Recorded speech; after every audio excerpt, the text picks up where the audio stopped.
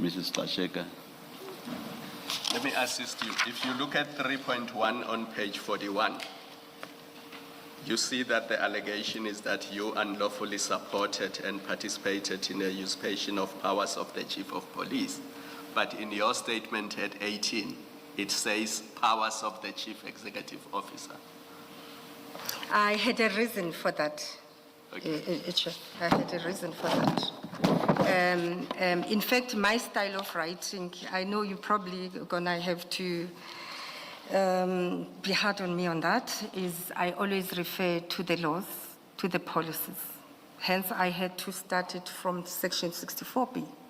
But I went further on paragraph 19 and said... Sorry, Mrs. Gcasheka, but is there an allegation that you usurped the power of the Chief Executive Officer?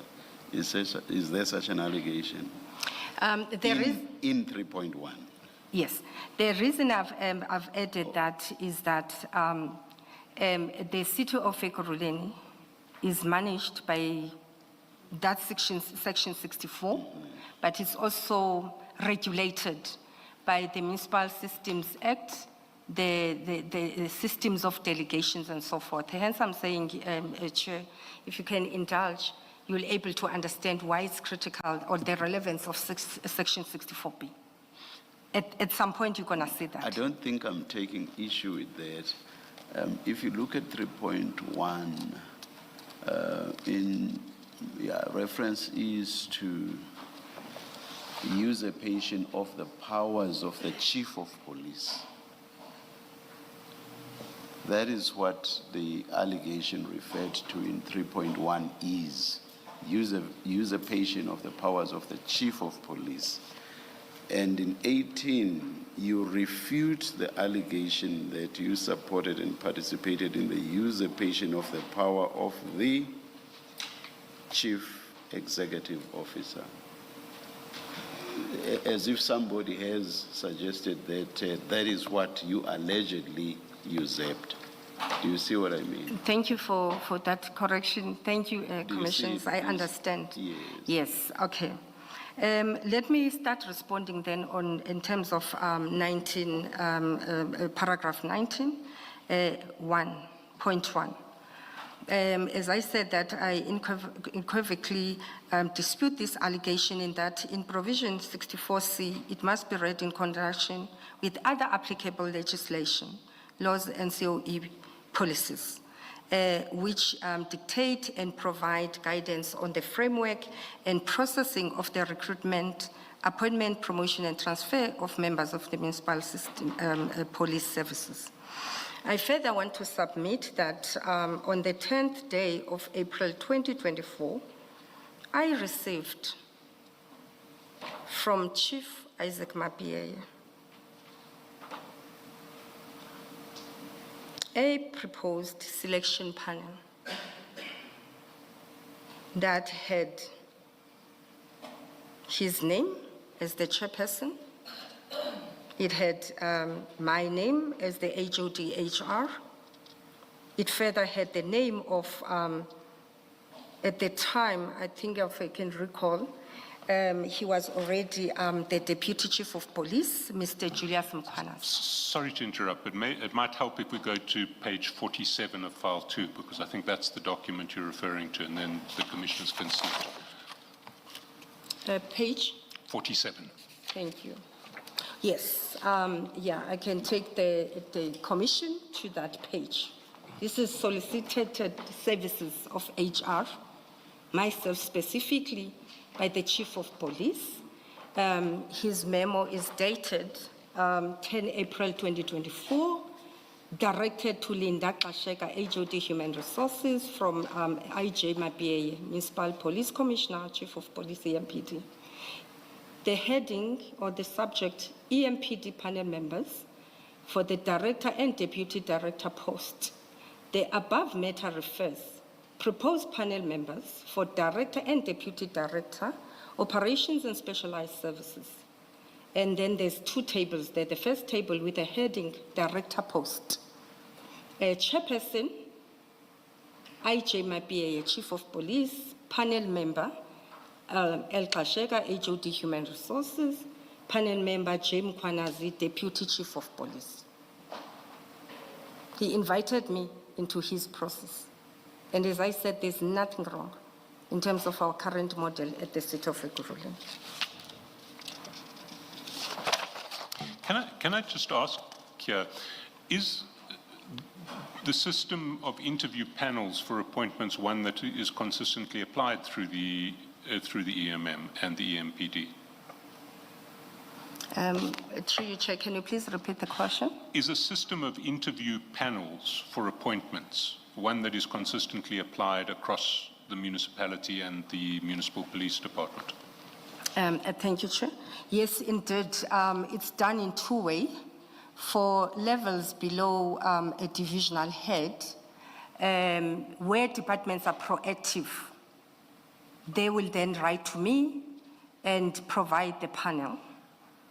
Some instances, they will copy even the city manager.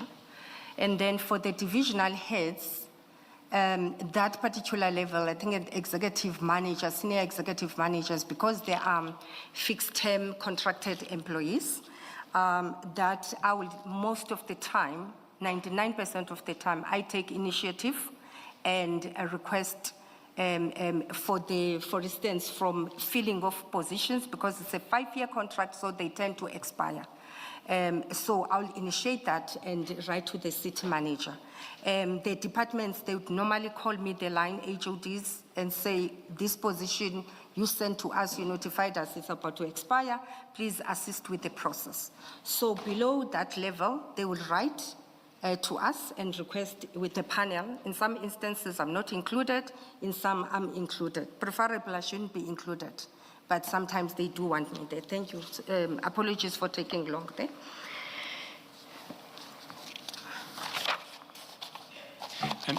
And can I just clarify how the panel system works? Does the panel actually take a decision, or does it make a recommendation to the decision maker? In terms of our policies and systems of delegations, panels do make a recommendation, but a very peculiar area, and obviously policies are there for continuous improvement approach. And I think ever since I started developing policies for Ekurhuleni, you will see most of the policies I say every 5 years, revise them. But as and when we get amendments on the acts, we can always do that. So you will find a governance risk of some sort, where in some instances the same panel, like I was saying, I was invited here, must also appoint, approve. You make a recommendation as a panel, like in this peculiar one, but you recommend and also approve. And that is based on the what you call this, the systems of delegations. So in the case of these appointments that we're looking at, who would have the power of appointment under the system of delegation? It will be the Chief of Police in conjunction with myself.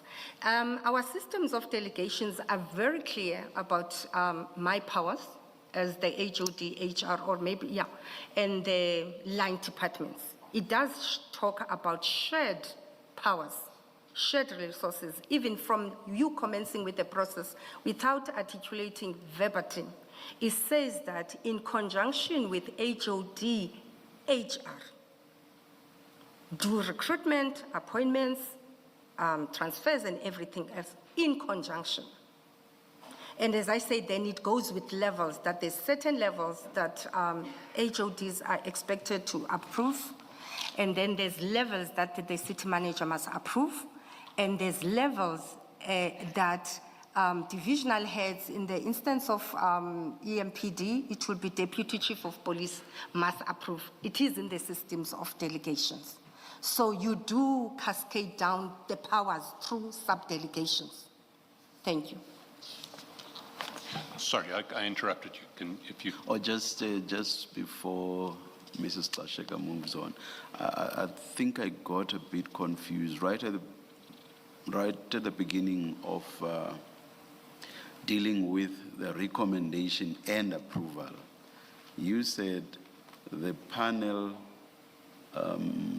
recommends and the panel approves. Did you say that? So if this panel recommends and this panel approves, who does this panel recommend to if it's the same panel that's going to approve? I find that confusing. I just need clarity. I'm not, Chair, that's why I said that that is one area of governance risk. One area of governance, what? Risk. Governance risk. Yes. In that you do find peculiar in certain levels where, in terms of systems of delegations, for instance, that for a director, a DCOP must approve. Now Okay. you have that DCOP. Let me ask the question again. Do you mean the interviewing panel recommends to itself? Is that what you mean? Why does it recommend and not simply appoint then? The good part on that, as much as it's a risk that is identified, but the good part is the panel, as much as it sits and recommends, it does not do the due diligence. It does not write the report. In this instance, for instance, after the interviews were done, the report was then written by the secretariat, the recruiting secretariat. It will write the report. It will tell you if there's anomalies. You know, maybe let me jump a gun and get you where we should be going here. In this instance, for instance, Chair, when there was a challenge on the qualification of Ms. Stella Chukas. Oh, shame. It's a pity that we have their names here.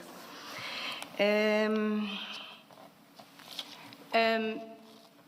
main thing that was a challenge in terms of my statement, the chief says, after we shortlisted, I think we shortlisted about a very strange thing. It doesn't normally happen. We shortlisted about 7 to 8 incumbents, candidates. And then the chief then calls me and said, look, we need to have a discussion on this. And I made it very clear that we don't do that outside the panel. Let's go and discuss on the panel. But to cut this story short, his main concern was that he was targeting Ivan du Plessis for the position. After I stopped him having a telephone conversation on the day of the interviews, he arrives in my office early. The chief doesn't make an appointment. Chief gets to your office, even hardly sends emails. He writes all these memos. He does the writing, but will send them to your office. He arrives there. He's highly respected. When he enters, people stand up. And to me, even if you are a general employee, you are a high person, I've got an open door policy. So it usually comes in, HOD, I'm targeting Ivan du Plessis. And I said, Chief, you know, we can't deal with things that way. Why? He meets all the requirements. And I said, all these people who shortlisted, we can't shortlist you if you don't meet the requirements. And it's a collective decision. 3 of us must account if there's a panel member that is, a candidate that is shortlisted, we shouldn't. And number 2, I explain that, Chief, you allow the process to run its course, let alone that we've got employment equity. Mrs. Gcasheka, I think you answered my question, which was, does the panel recommend to itself? And you basically said yes. Thank you, Mrs. Gcasheka. Yes, Mr. Shaskolson. Maybe to jump ahead, if we can go to page 72, which I understand to be the recommendation coming out of the panel. Is that correct?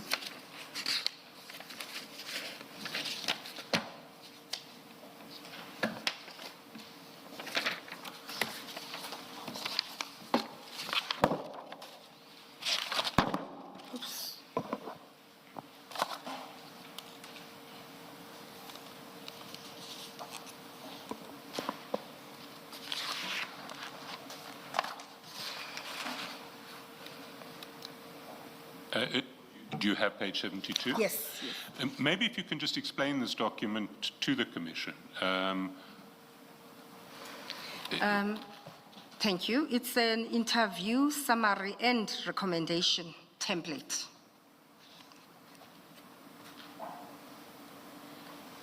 And this is in response to, this was the template filled out following the interview for this post that we're talking about.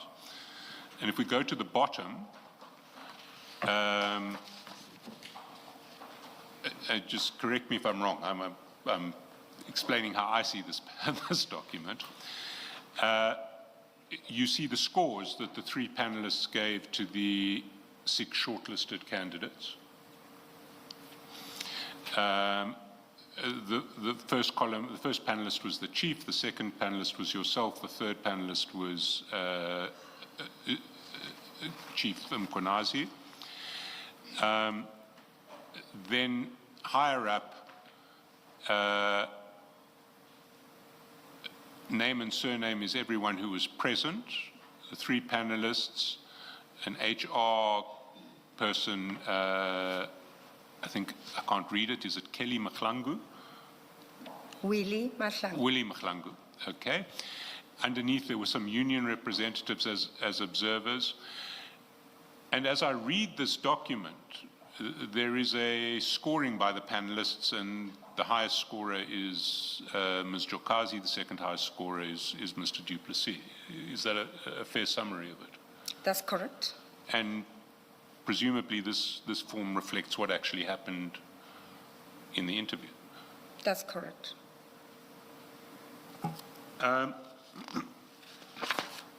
Can we then, I mean, I don't propose to deal further with paragraph 3.1.1, unless there's anything that you want to say. I'd like to move to paragraph 29 of your statement, which responds to paragraph 3.1.2.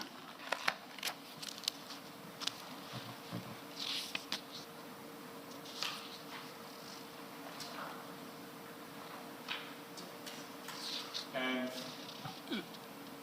there, if we go back to page 41 of that file too, the allegation in 3.1.2 is that you supported the exercise of powers by the erstwhile city manager, Dr. Mashazi, notwithstanding that powers were, the relevant powers were being vested in the chief of police. And you respond to that from paragraph 29. Can I ask you to explain your response to the Commission? Thank you, Chair and Commissioners.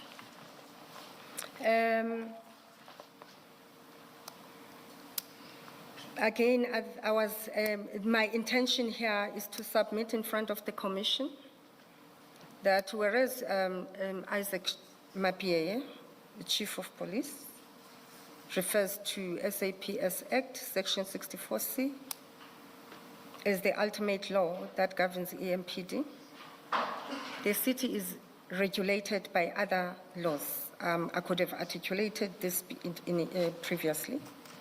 We have the Municipal Systems Act, specifically I think Section 55, but I'm not going to dwell on that. Municipal Structures Act, Municipal Finance Management Act, Municipal Staff Regulation, as amended in September 2021, Labor Relations Act that we must prescribe to or subscribe to, the Disciplinary Procedure Collective Agreement, amongst other few legal prescript that can be mentioned that governs the city of Ekurhuleni. I further submit that the city manager is the ultimate authority in all matters and functionaries relating to operations of the municipality, specifically in this instance, municipal police services, as per Section 64B of the SAPS Act that has been amended, which reads as follows, that the municipal manager of a municipality shall be responsible to the Municipal Council for the functioning of the municipal police services, taking into consideration national policy priorities and efforts. This change aligns municipal policy oversight, Chair, in line with local government administrative structures. Section 64B is part of the Chapter 12 of the SAP Act. I'm not going to dwell on that. But basically what is important is that it's operating under broader legislative framework. It cannot be read in its own. I can make an example that we have Department of Energy. It's managed by its own acts. They have stakeholders like NERSA and so forth. You've got waste environment that are managed by NEMA. You've got finance that is managed by DORA and so forth, you know. But what is most important here, where this SAPS Act aligns with EGRULEN, Section 64B, you know, it says that even Section 54C 2B, that when you apply that section, it's subject to other legislations.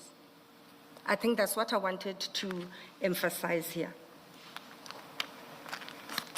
Mr. Chaskalson, just a moment. I'm a bit worried, and I'm hoping maybe we can do this during tea. Mrs. Gcasheka, in responding to 3.1, 3.1.1, 3.1.2, and 3.1.3, as you correctly said, there were letters that Mr. Mapiyeye actually addressed to you, where he set out what the issue is with Julius Mkhwanazi promoting people in circumstances where he doesn't have the power to do so. And also in Dr. Mashazi usurping his powers under Section 64C. And so I don't want you to just gloss over those and go through them. And then when we probe you, we say, but you didn't respond specifically to this. So maybe during tea, in Mapiyeye's file, page 49, 51, and 52, it's those three letters where the specific allegations are set out. Because I thought when we deal with 3.1.1, I heard you just mention the statute and what it says, but you don't seem to dispute that Julius Mkhwanazi did in fact promote people and whether or not he has that power. So I think to be fair to you, maybe just when you complete the response to those sub-paragraphs, you have regard to these three letters. Thank you, Commissioner. That makes a lot of sense, so that we deal with matters sequentially. I will try to do the same in relation to other issues where where there are possibly relevant documents which your response doesn't address directly. It's an awkward situation because I don't want to. I will probe you in due course later in relation to the documents, but I think it is fair that you get an opportunity to deal with them up front. Can I respond on that, Chair? Because I think we might be missing each other. What I've explained earlier on is that, and you made me go and read a document on the recommendation. What I'm trying to explain here is that there is a panel that was set, and the panel has its own duties. That chief himself, he has invited that panel to come and sit on the interviews. And the chairperson asked me about the issues of recommendation versus appointments. And I responded on that. That three of us, we sat in this particular process. You confirmed evidence leader, the scoring and so forth. So decisions were made by the panel that Chief Mapiyeye solicited. You know, and the panel has decisions to make, and the panel made the decisions through a recommendation that you have spoken to. But I thought we'll be engaging on this matter where I can then say, where did it end? So I thought, evidence leader, you'd be leading me on that because there is an end, an appointment has been made. Thank you. I think we're possibly at cross purposes because I think what the commission is not specifically asking about the Gcasheka appointment. The commission is asking about the general allegation of usurpation of the powers of chief of police, with reference to some specific letters which refer to those powers being usurped by Julius Mkhwanazi, and complaints from Mr. Mapiyeye to you about that. And I think in fairness, we need to show you those letters in the tea break. And then if you want to respond to them in this context before we get to intrusive questioning, you should have that opportunity. On the Gcasheka appointment, the appointment has been made, and I understand that the two candidates who Chief Mapiyeye was supporting have lodged bargaining council proceedings, and those proceedings are still pending. Is that a correct? That's correct. Thank you. At this point, Mr. Shaskarsen, let's take the adjournment and come back at